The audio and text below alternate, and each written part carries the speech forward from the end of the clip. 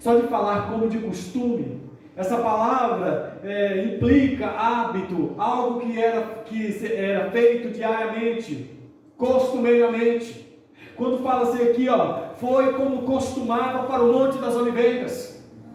Isso demonstra que Jesus Cristo, irmão Marcos, tinha o hábito de orar, o hábito de buscar a Deus, irmã Luciana. Ele estava costumeiramente entregue à vontade de Deus em oração. Jesus não é como esse tipo de crente, esse novo tipo de crente que tem surgido nesse século do fast food, do momento, do agora. Tem que ser agora, tem que ser rápido. Jesus não é dessa geração de crentes momentâneos. Jesus não, ele criava um hábito de oração, ele adorava a Deus todo dia. Mas hoje não. Nós temos crentes entre nós que buscam a Deus somente quando as coisas apertam, quando falta o dinheiro para pagar a conta do mês que vem, quando a doença chega, quando o filho adoece. É aí que os crentes contemporâneos vão buscar a Deus. Mas Jesus Cristo não. Jesus Cristo tinha uma vida entregue a Deus. A palavra diz que quando ele multiplicou 5 pães e 2 peixes, assim que aquela multidão estava saciada, ele saiu para o monte para orar. Ele orava a Deus quando as coisas davam certo. Ele também orava a Deus quando as coisas davam errado. Ele estava costumeiramente orando ao Senhor. Ele tinha hábito. E pensando nisso, irmãos, me vem à mente o livro de Provérbios. Provérbios é um dos livros mais lindos da Bíblia. Um livro maravilhoso, um livro de sabedoria. E Provérbios, ele divide 2 tipos de homens, de pessoas. É uma dicotomia. De um lado tem o louco, do outro o sábio. E todo o livro de Provérbios é isso. Vai descrever o homem louco, a mulher louca, o filho louco. E descrever o homem sábio, a mulher sábia e o filho sábio. De um lado vai dizer assim, o homem louco fala sem pensar. O homem louco não vê a cobra e cai nela. O homem louco anda por seus sentimentos. O homem louco não vai muito longe. O homem louco, ele é preguiçoso. Ele deita-se em sua casa. O mato cresce, sai para fora do muro. O homem louco, ele diz, tem um leão lá fora. O homem louco não tem coragem de trabalhar, não tem coragem. Ele só pensa no conforto momentâneo. Mas pelo contrário, o homem sábio, ele é prudente, ele vê a cova, ele consegue pensar no futuro, ele consegue avaliar as consequências de suas palavras, as consequências de suas ações. É o homem prudente. O homem louco só pensa no agora, sem pensar nas consequências de suas palavras, ações e pensamentos. Mas o homem prudente pensa em tudo, irmão. A cada passo ele pensa, onde esse passo vai me levar? Aonde esse caminho vai me conduzir? O homem prudente. A mulher louca destrói sua casa. A mulher sábia edifica sua casa. Aí tem a descrição da mulher louca e a descrição da mulher sábia, virtuosa. Do outro lado tem o filho louco. O filho louco, ele desonra a sua mãe e é uma vergonha para o seu pai. Do outro lado tem o filho sábio, que é honra e coroa para sua mãe e seu pai. Então o livro de Provérbios é uma dicotomia entre o louco e o prudente. Por que estou falando isso? Porque Jesus Cristo, ele era prudente, sábio. Ele não orava somente quando as coisas apertavam. Ele orava pensando que o dia mau ia chegar. Ele já estava se preparando para o dia mau. Salomão escreveu em Eclesiastes, quando você estiver no dia bom, pense, porque o dia mau vai chegar. E quando o dia mau chegar, considere que Deus fez tanto um quanto o outro. Para que serve o dia bom? Para você se preparar para o dia mau, que ele vai chegar. E ele chega de surpresa, mas você tem que estar preparado em oração. Então Jesus Cristo, ele era prudente. Mas lendo a Bíblia também, eu vejo outros textos da Bíblia falando sobre essa dicotomia, esse contraste entre o homem sábio e o homem louco. Jesus diz que tem 2 tipos de pessoas: aqueles que vêm à igreja, ouvem a pregação da palavra, a mensagem dele, e voltam para casa, mas não praticam. É o homem louco que pega a sua casa e constrói sobre a areia, porque é mais fácil de abrir a vala, é mais fácil de construir o alicerce, é mais fácil de levantar. É o homem louco. Mas o homem prudente é aquele que ouve essa palavra, volta para sua casa e coloca essa palavra em prática. Este é o homem prudente. Porque o homem prudente é aquele que observa e fala assim: olha, eu poderia muito bem construir uma casa aqui na areia. Eu poderia muito bem construir uma casa nessa terra fofa. Poderia. Mas tem um rio bem ali em cima, que quando chove o rio enche e vem devastando tudo. E quando chegar aqui embaixo vai inundar e minha casa vai cair. O prudente pensa. E ele fala o seguinte: vou subir na rocha, vou construir uma casa. Vai demorar muito tempo, mas construirei. Quando chover, quando o rio vier, minha casa não vai cair. Prudência. Irmãos, Jesus era prudente. Como você tem levado sua vida? Você tem levado uma vida debaixo da palavra de Deus, sendo guiado pela luz que ilumina o caminho. Você tem buscado a Deus enquanto é tempo? Porque quando o dia mal chegar, não adianta, irmão. Não adianta você clamar, não adianta você pedir ajuda. Você semeia hoje para colher amanhã. Você não terá sabedoria para reagir quando o dia mal chegar. Jesus foi para o monte orar como costumava. Ele tinha um hábito de oração. Irmãos, tem um outro texto que também fala desse contraste entre o prudente e o louco. O louco é aquele que pensa só nas coisas desse momento. O prudente pensa nas consequências. Havia 10 virgens que estavam se preparando para o casamento. E elas tinham que ter na mão uma lamparina. Hoje em dia, nessa região, a gente usa óleo diesel. Na época de Jesus Cristo, azeite. Tinha uma lâmpada, tinha um algodão e queimava, e o fogo queimava a lamparina para iluminar o rosto, para quando o noivo visse, fala: não, você eu conheço, venha, você eu conheço, venha. Tinha 10 virgens, mas 5 das virgens eram prudentes. Elas pensavam nas consequências dos pensamentos, das palavras, das ações. E elas pensaram o seguinte: olha, o noivo está marcado para chegar esse horário, mas pode ser que ele se atrase. Vamos levar azeite de reserva, vamos preparar. As loucas disseram o seguinte: não, o noivo nunca se atrasa. Vamos, não vai se atrasar não vai acontecer nada demais. Otimistas demais, vai dar tudo certo. Mas não se prepararam e levaram só o azeite que tinha na lamparina, na candeia. E o noivo se atrasou. E o azeite acabou. Mas as prudentes tinham azeite de reserva. E aí foram reconhecidas pelo noivo, entraram para a festa, enquanto as loucas ficaram de fora nas trevas exteriores. Você é prudente ou você é louco, irmão? Jesus, como costumava, ele foi ao Monte das Oliveiras. Você precisa ter um hábito de oração. Você precisa ter um hábito de buscar a Deus. E ele fala no versículo 40: e quando chegou àquele lugar, disse-lhes: orai para que não entreis em tentação.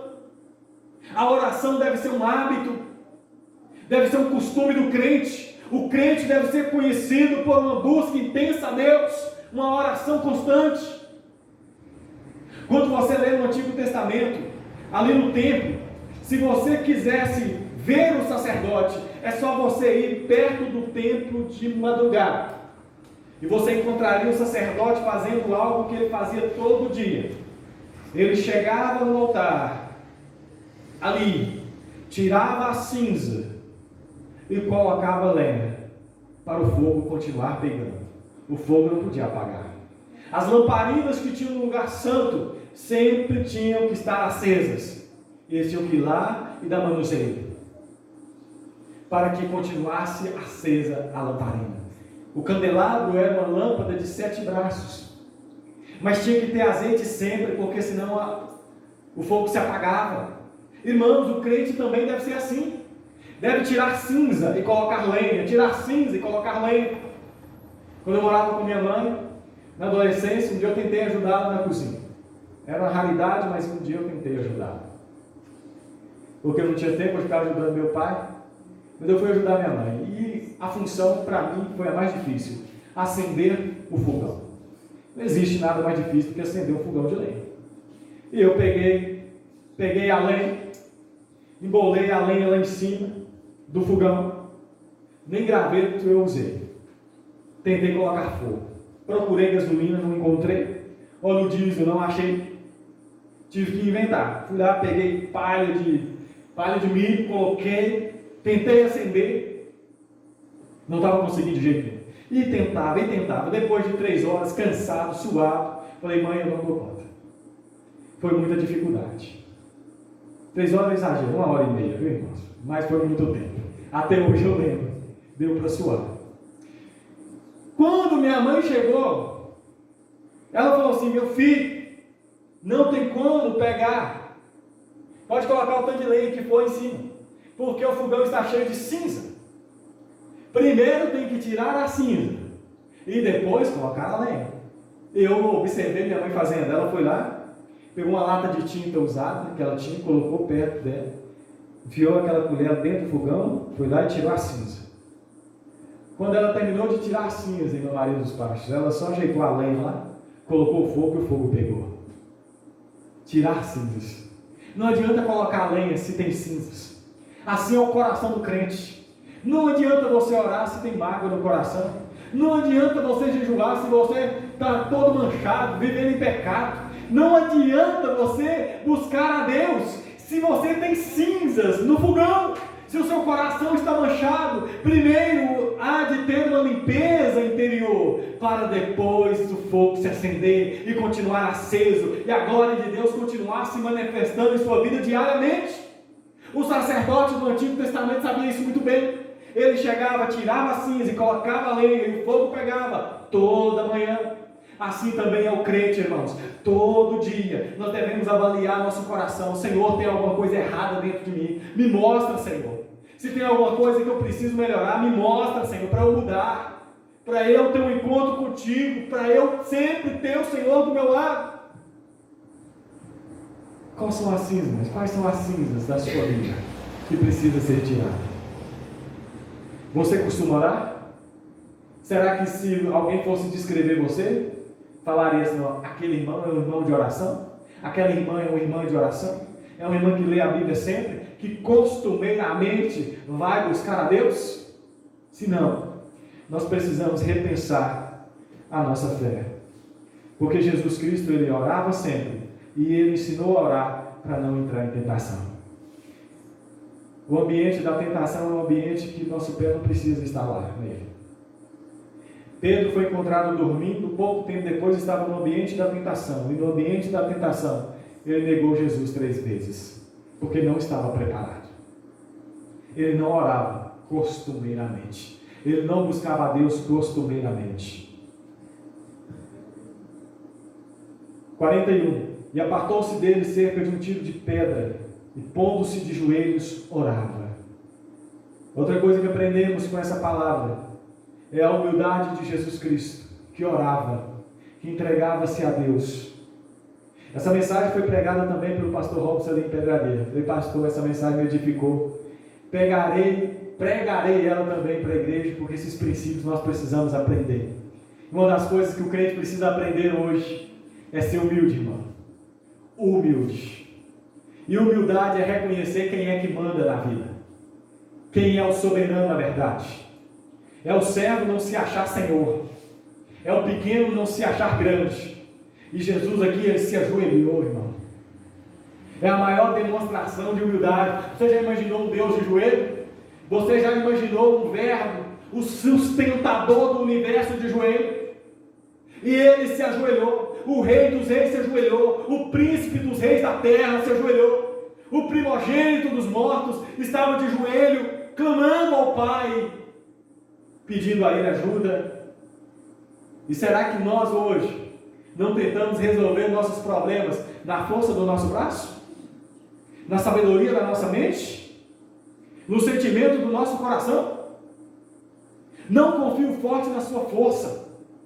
Não se vanglorie o rei no número dos soldados do seu exército. Não confie no número de carros que você tem. Confie em Cristo, confie no Senhor. Isso é humildade.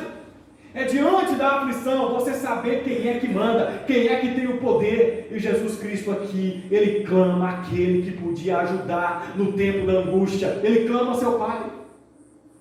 para ser o nosso exemplo. Não te estribes no teu próprio entendimento, porque no momento que o dia mal chegar, você vai tentar resolver com sua própria inteligência, e a sua inteligência não vai dar conta. Você vai tentar explicar o porquê da noite escura da alma com sua própria sabedoria, e a sua sabedoria não vai dar conta de dar respostas. Não tem jeito, irmão. Asaf tentou, Jó tentou, e a sabedoria da mente humana não consegue explicar o porquê da noite escura da alma, mas ela chega. Então não te estribes no teu próprio entendimento, não te estribes na tua própria força, porque a tua força acaba. O teu braço não vai conseguir vencer a tempestade que veio contra ti. Não vem. Você não consegue vencer. E às vezes nós tentamos reagir por instinto, por sentimento. Porque na noite escura da alma, às vezes você fica com raiva. Aí você quer reagir com raiva. E sempre dá problema. Quando a noite da alma se escurece, quando a noite chega escura para a alma, nós tentamos reagir, irmãos, com tristeza. Mas se você se entregar à tristeza, você vai entrar num quadro de depressão tão profunda que você não vai conseguir sair. Jesus ensina aqui a vencer, se ajoelhando, irmão Marcos. A única forma de vencer essa noite, esse momento difícil, é se ajoelhando, é se dobrando, é clamando quem pode ajudar. É buscando o Senhor. Lá em casa, na roça, na casa de pai, na verdade, quando a gente acorda com aquela chuva maravilhosa, a gente tira alguns princípios para a vida. Quando a chuva está começando assim, de manhã, os pintinhos que estavam todos lá no meio da grama, comendo, picando aqui, bica ali, quando a chuva começa, eles correm para debaixo das asas da mãe. Você não vê nenhum pintainho lá tentar enfrentar a chuva, tentar correr contra a enxurrada. Todos correm para debaixo das asas da mãe. E ali a galinha vem, abre as asas e protege todos os pintinhos de baixo. O gado é da mesma forma, os bezerrinhos se encostam na mãe, se juntam, entram debaixo do telhado do curral, ou vai para debaixo de uma árvore, para se protegerem da chuva, do momento difícil. Assim também o crente deveria ser semelhante ao pintainho que quando a chuva vem, ele corre para debaixo das asas da sua mãe. Assim é o crente com Deus. Aquele que habita no esconderijo do Altíssimo, a sombra do Onipotente descansará. Você tem que correr para os braços do Senhor. Jesus nos ensina aqui: humilhe-se, humilhe-se. Não tente explicar a dor, apenas suporte a dor calado, de joelhos, orando. Está escrito em Lamentações: sofra na juventude, calado, porque é bom aguardar a salvação do Senhor em silêncio. Aguardar a salvação em silêncio. A dor chegou, não murmure, não reclame, não fale com Deus. Deus, seria muito melhor estar no Egito, seria muito melhor, Senhor, porque aqui não tem água para beber, aqui não tem sombra para descansar, nesse deserto escaldante. Não reclame. Ajoelhe-se e fala: Senhor, o Senhor é o dono. Humilhe-se debaixo da potente mão de Deus, e Ele a seu tempo te exaltará. Tende em vós o mesmo sentimento que teve também Cristo Jesus, que se humilhou, assumindo forma humana, natureza humana, se fez servo e foi obediente até a morte de cruz, mas depois Deus o exaltou, dando-lhe um nome sobre todo nome. E ao seu nome todo joelho se dobrará e toda língua confessará que Ele é o Senhor, para a glória de Deus Pai. E ele continua, 42, dizendo: Pai, se queres, passa de mim este cálice. Todavia, não se faça a minha vontade, mas a tua.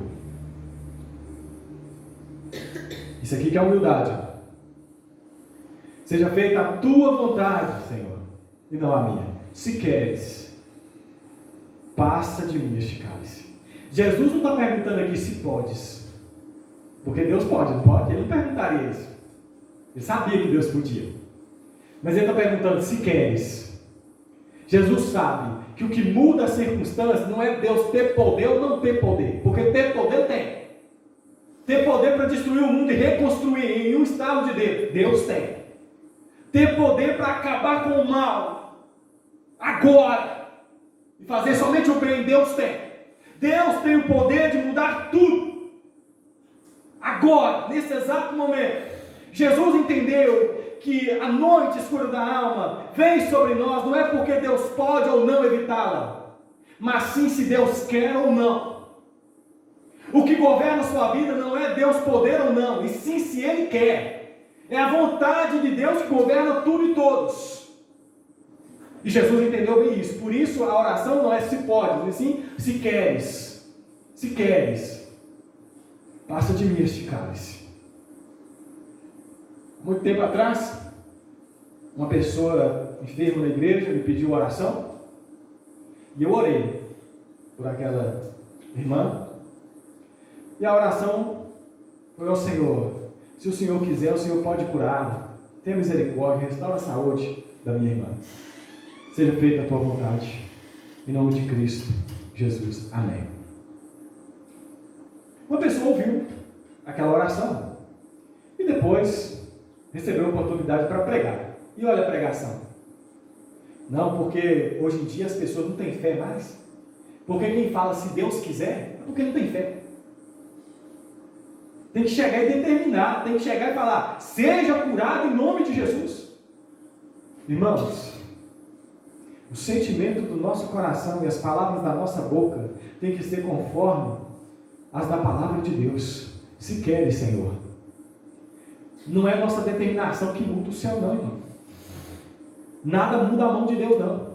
Seja feito na terra, como é feito no céu, segundo a tua vontade, Senhor. Seja feita a tua vontade.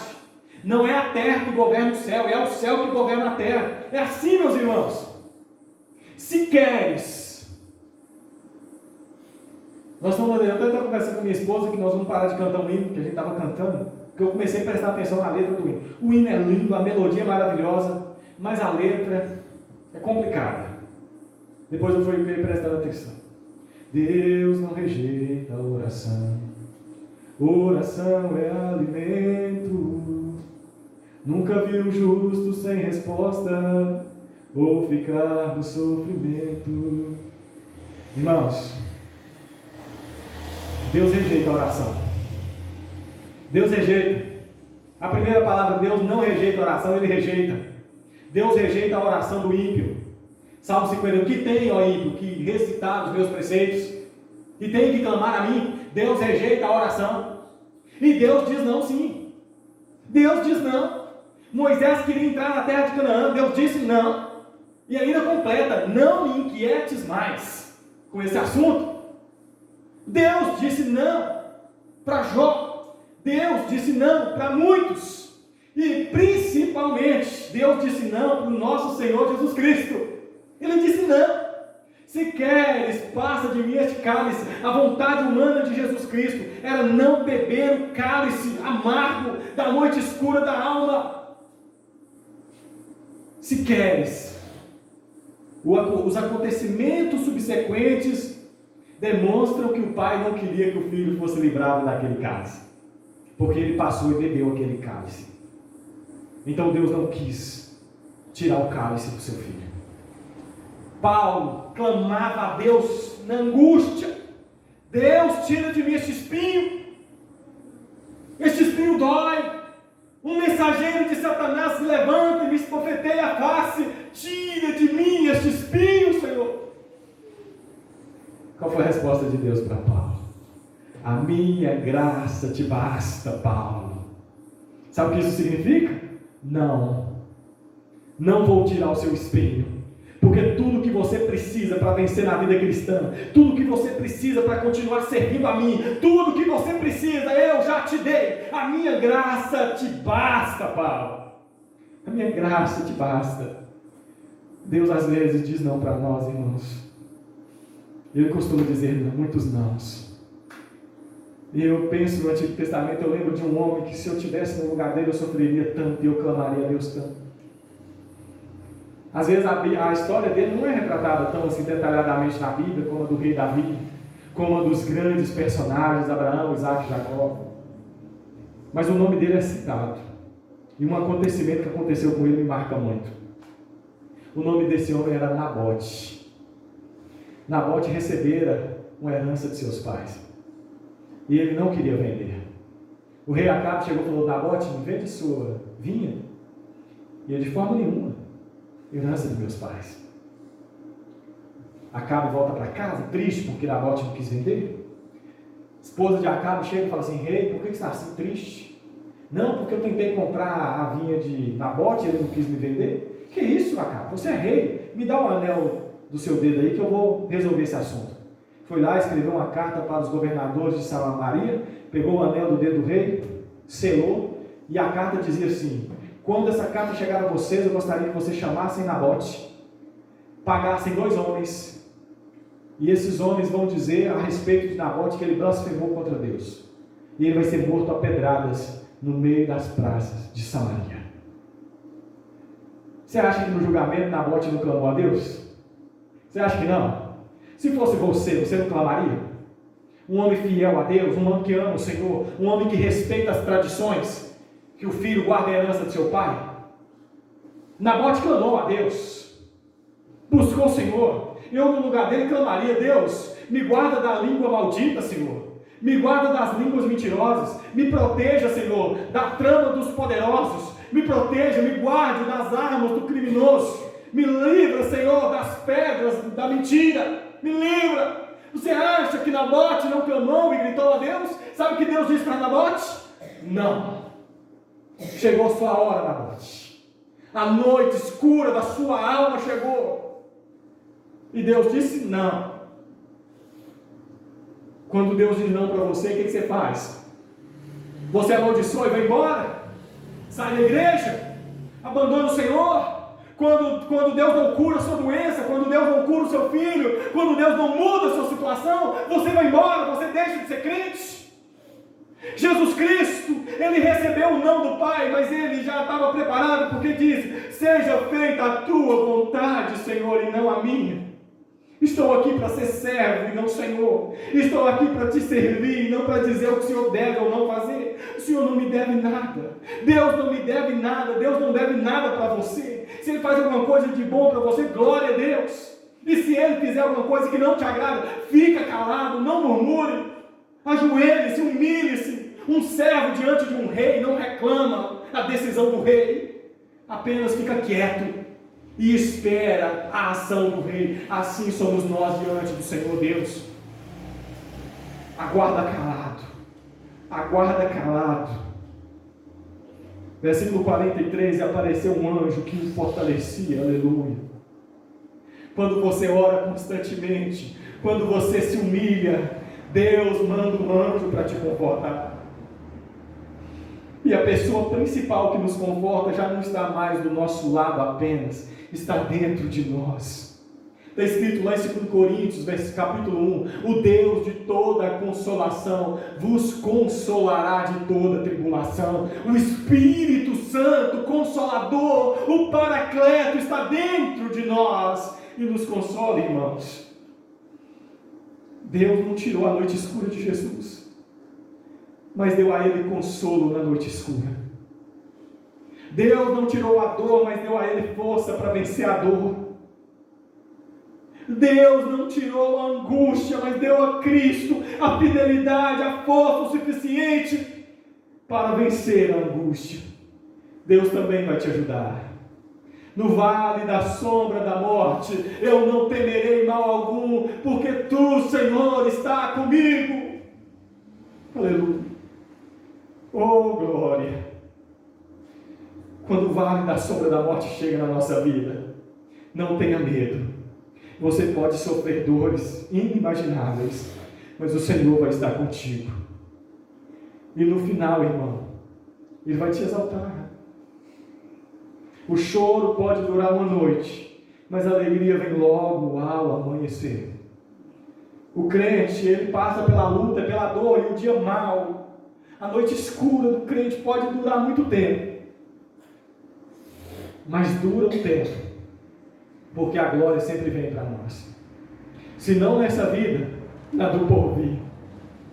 Nabote, calma, Nabote, com Acabe lhe doeu, mas está na hora de você vir morar perto de mim. Moisés, calma Moisés, você está querendo entrar na terra de Canaã? Eu tenho algo melhor para você. Vem morar comigo. Nabote, Moisés, Jó, sempre receberam mais quando eles confiaram no Senhor. Você precisa confiar na soberania de Deus. É o poder de Deus, é a vontade de Deus que governa todas as coisas. Ele poderia tirar a sua dor assim, ele poderia mudar assim. Jesus, diante dos seus inimigos, falou assim, Pilatos falando, ei Jesus, o senhor não sabe que eu posso fazer isso ou deixar de fazer isso? Jesus falou, Pilatos, você só está onde está, só tem o poder que tem, porque você recebeu do céu. Nabucodonosor teve que reconhecer isso, mamãe, que ele é o rei dos reis e senhor dos senhores, e ninguém governa sem a ação dele. Ele coloca príncipes, ele que tira os príncipes. O coração dos reis está na mão do Senhor como águas em sua mão. Ele move para onde quer. O rei só faz o que faz porque Deus quer que faça. O presidente só segue um caminho porque Deus ainda quer que ele faça daquele jeito. Deus tem um plano em cada situação, em cada momento. No roubar de um pardal, no vender de um pardal, no cair do cabelo de alguém. Deus está no controle de cada ação, de cada momento. Ele está. Então confia, descansa, ajoelhe-se e sofra. Com cuidado, com muita prudência e com amor a Deus, a noite escura da alma. Tem um grande pregador que eu gosto muito, que no final da sua vida ele estava sofrendo intensamente. E ele diz assim, Senhor, como é duro sofrer essas dores. Como é duro, Senhor, ser esmagado. Mas que grande alívio, que alegria de saber que são suas mãos que estão me esmagando. Suas mãos, Senhor, é que estão me esmagando. Suas mãos que estão me esmagando. E irmão, Jesus estava nesse momento, nessa noite escura da alma, ele estava dizendo, Senhor, é em tuas mãos que eu estou. Eu não vou repreender o diabo, não vou expulsar o demônio, não vou brigar com as pessoas, porque o Senhor está no controle de tudo, do mal e do bem. O Senhor está no controle da vida das pessoas, está no controle de tudo, Senhor. Por isso é a Ti que eu clamo quando chega a noite escura da alma. Deus tem um plano, Deus tem um propósito. Ei, Pilatos, eu não vou pedir a você, não vou clamar a você, não vou pedir misericórdia a você, porque você só está onde está, porque Deus te colocou aí. O meu Pai te colocou onde você está. Eu vou esperar nele, eu vou confiar nele, eu vou clamar a Deus. Posto em agonia, orava mais intensamente. É assim que nós buscamos a Deus. Para terminar esse sermão, Jesus, terminada a oração, veio aos seus discípulos e os encontrou dormindo. E perguntou, por que vocês estão dormindo? Por que vocês estão dormindo? Porque na noite escura da alma é assim. Você é abandonado. Ninguém fica ao seu lado. As pessoas geralmente te abandonam. Você fica sozinho. Os amigos mais fiéis estão ali, dormindo. Pedro, Tiago e João, todos lá, descansando. Cuidando da própria tristeza. Cuidando do próprio conforto, encontraram um momento para descansar. E assim, irmãos, mas quando você levanta da oração, você está forte, você está preparado. E Jesus, quando ele levanta da oração, ele não vai lá xingar os seus amigos, ele não vai abandonar os seus amigos, pelo contrário, ele vai amar, ele vai ajudar, ele vai dizer, levantai-vos, uma palavra de ânimo, levantem-se. Não é porque você foi abandonado que você deve abandonar as pessoas, não. A sua luta é sua luta. E quando você está forte, agora você ajuda quem está fraco. Nós somos um corpo, irmãos. E aqui eu aprendo que quando você está passando por sua luta, você ainda encontrará força para ajudar alguém a vencer a luta dela. Você ainda vai encontrar forças. Jó, com toda a luta dele, com todo o sofrimento dele, ele encontrava força para ajudar seus amigos. E Jó, enquanto ele orava pelos seus amigos, Deus mudou a sua história. E é assim que a gente batalha nossas lutas. Nós oramos, buscando a Deus costumeiramente, nós nos humilhamos debaixo da potente mão do Senhor, esperamos, confiamos que Ele é soberano em nossa vida e ajudamos a quem precisa de ajuda. Ainda que não nos ajude, a gente ajuda. você possa ficar com essa palavra no seu coração. Que você possa vencer a sua noite escura da alma, com muita graça, humildade e força no poder do Senhor. Amém? Jesus venceu. Foi esmagado na cruz, mas recebido na glória. Você também, irmão. Ainda que a noite que Deus enviar sobre você possa te esmagar, a promessa é que Ele vai te receber em glória. O que Ele tinha para dar a você, o melhor dele Ele já te deu. É o nome escrito no livro da vida. E você não merecia isso. E Ele te deu. Então confie nele, agradeça a Ele e louve a Ele sempre. Vamos ficar de pé. Vamos orar. Pai, em nome de Jesus Cristo, reconhecemos, Pai, que às vezes passamos por momentos tão difíceis, por lutas inimagináveis, Senhor. Mas a Ti clamamos e buscamos em tempo oportuno. De madrugada Te buscamos, Senhor. De dia, de noite. Clamamos ao Senhor nessa noite, porque se não estamos passando pelo dia mau, Ele ainda virá. A noite escura chegará. O cálice amargo vai vir a nós. Nos dê força, nos dê graça, nos dê humildade para vencer esses momentos da vida, Pai, com fé e confiança no Senhor, porque o Senhor é bom em todo o tempo, que possamos dizer como Jó em todo momento da nossa vida: o Senhor deu, o Senhor tomou, em tudo isso, bendito seja o nome do Senhor. Te glorificamos, ó Pai, e te exaltamos, porque estamos em suas poderosas mãos, em nome de Jesus Cristo, amém. Que o amor de Deus Pai, as misericórdias de Jesus Cristo e a consolação do Espírito Santo estejam conosco hoje e para sempre. Em nome de Jesus Cristo, a igreja diz: amém. Não vá se cumprimentar o seu irmão. Que Deus te abençoe.